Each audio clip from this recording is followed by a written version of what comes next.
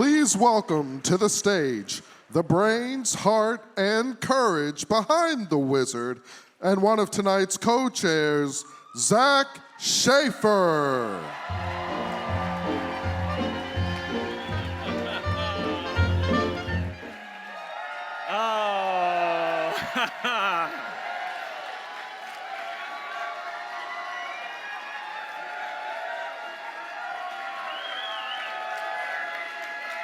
Woo!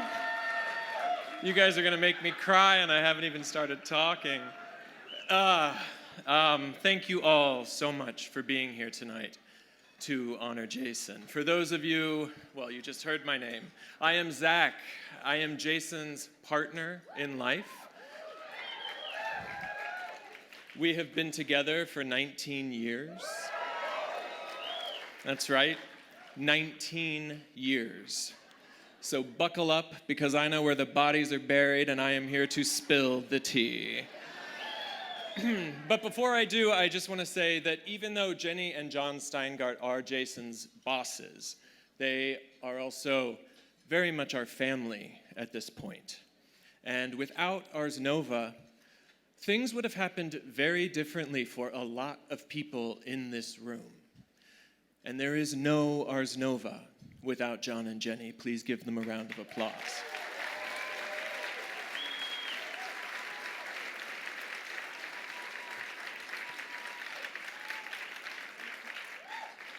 All right, let's do this. So, Jason, his hair was blue.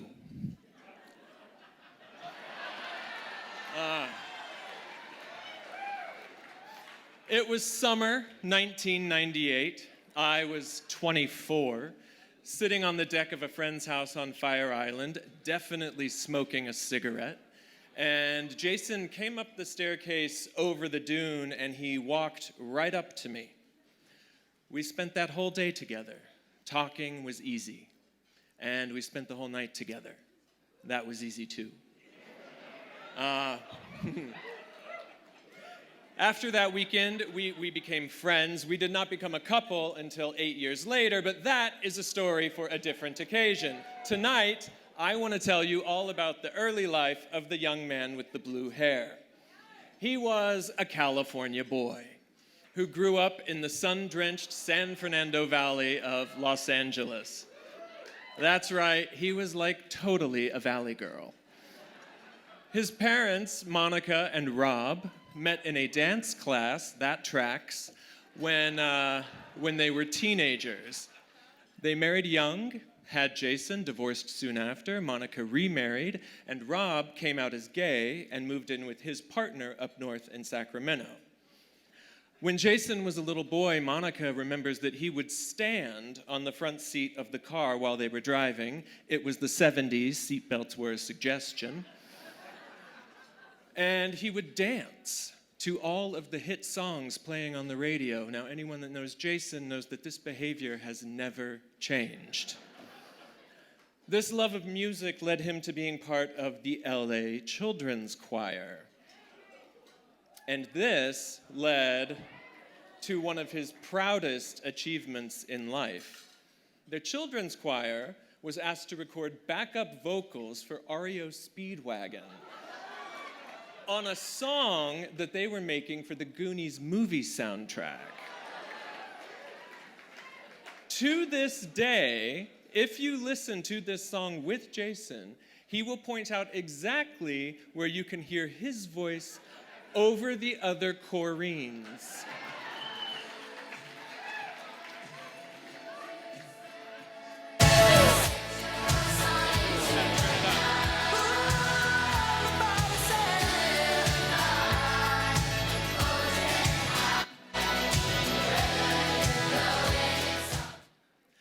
Yeah, I heard you, babe, I really did. No, I didn't. The confidence of this early recording success led he and his best choir friend, Ted, to audition to be child supernumeraries at the LA Opera. Now, a supernumerary is a fancy opera word for a non-singing, non-speaking member of the company, more commonly known as an extra. He and Ted both got the job. Now, 10-year-old supernumerary Jason befriended Penny Steingart. She was the LA Opera's stage manager, and she would let him watch her as she called the show. While all the other supernumerary children played underneath the stage, he just wanted to sit quietly every night and observe her so that he could understand how the show happened. It was also around this time that the one and only Diana Ross embarked on her 1985 world tour.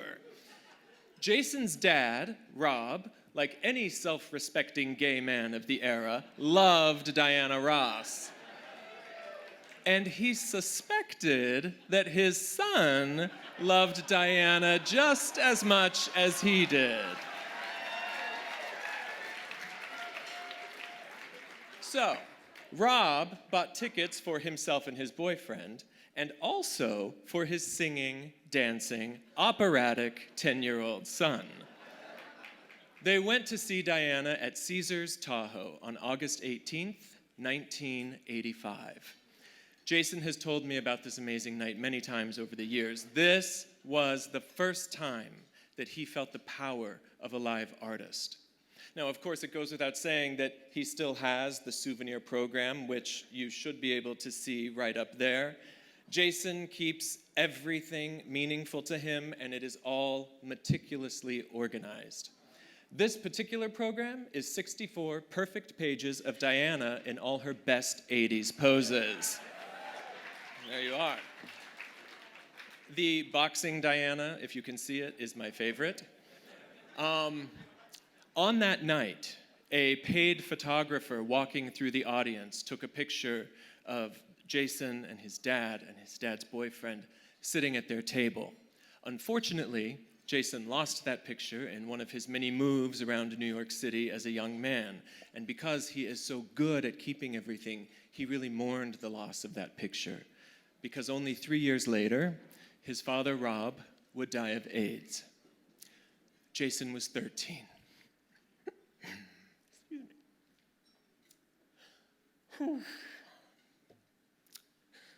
The bright light of a boy went dark for a while.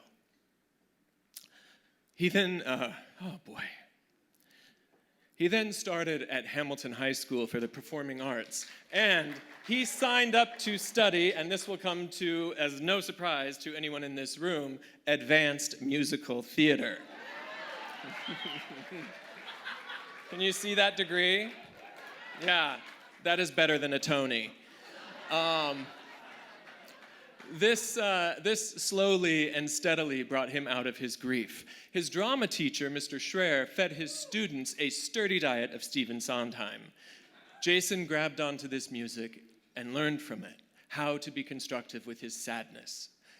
Mr. Schreier also knew right away that Jason was not going to be an actor. So he would put him in the chorus, often in the back.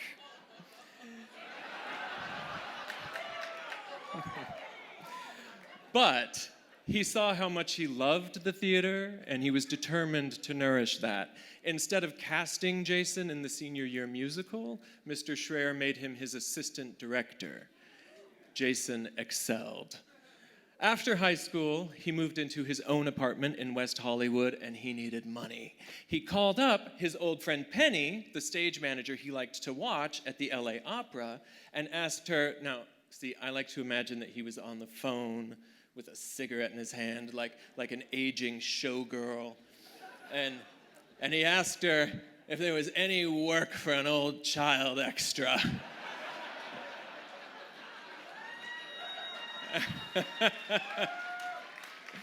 And she said that they just had an opening for an assistant stage manager position that he might be right for. Jason said, "I will do it for free." And Penny replied, "Don't say that. You never turn down money, especially in the arts." His first cue that he gave as a stage manager at the opera was an entrance cue to Pavarotti. At this job, he met Ian Falconer, set designer. Yes, Ian. Set designer and New Yorker cover artist. Ian told him over and over again, "You would love New York. You have to get there. Everything you want to do is there. Just move." And Jason didn't have the financial means to do so, but then a young Julie Taymor was directing her production of The Flying Dutchman at the opera. He was aware that she was about to do The Lion King on Broadway, and he walked up to her and said, "I really want to move to New York. If there is any job on your upcoming show, I'd love to do it." He became the design studio manager for The Lion King on Broadway.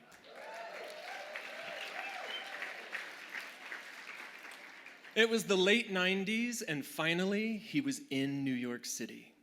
To be young and queer in New York at that time felt like a gift. Jason, myself, and a group of new friends, many of whom are here in this room right now, we were out almost every night, often seeing Kiki and Herb. Hedwig was playing at the Jane Street, which Jason stage managed for a couple of years, and there was this explosion of punk rock drag queens all over the gay bars of the East and West Village. We felt free for the first time. We knew we were different. We were strange, and New York City taught us to celebrate that. Fitting in was a game we were tired of playing, so we just stopped playing it. This ethos sunk deep into our beings, and when Jason got his job at Ars Nova, he said from the beginning, "I want to bring all of this energy downtown up into this tiny Ars Nova space and mix it with my love of musical theater and opera and pop music, because that is what I would want to see." This and so much more he achieved. Yes.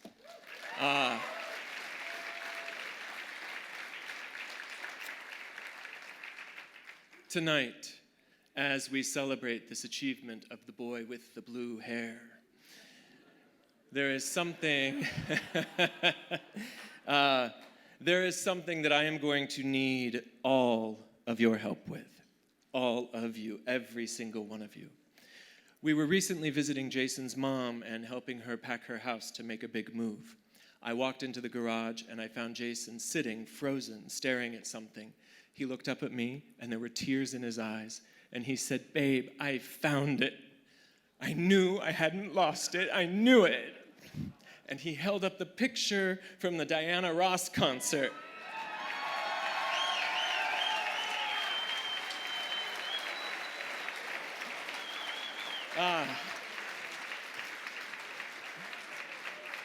And he said, "Look how happy I am.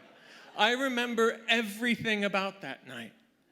If Rob, his dad, the lighter-haired one in the picture, if he were here tonight, he would be overflowing with pride for his son, as I am, as Jason's wonderful mother and brother are. They are right over there at that table.